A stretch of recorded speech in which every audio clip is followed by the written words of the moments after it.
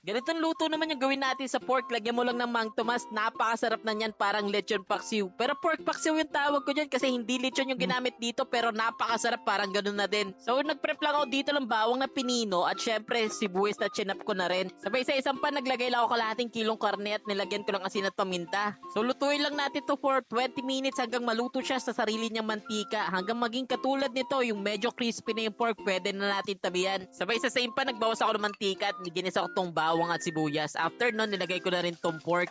Naglagay din ako dito ng kalahating tasang tubig lang. At syempre yung Mang Tomas. Dalawang 100 grams nga lang pala ilalagay ko dito. Pampalasa, oyster sauce, isang kutsara lang. Haluin nga lang natin mabuti to. Pag okay na, medyo ilagay na natin yung dahon ng laurel at saka 2 kutsarang asukal. Nakalimutan ko nga pala videohan pero naglagay ako 2 kutsarang suka dito.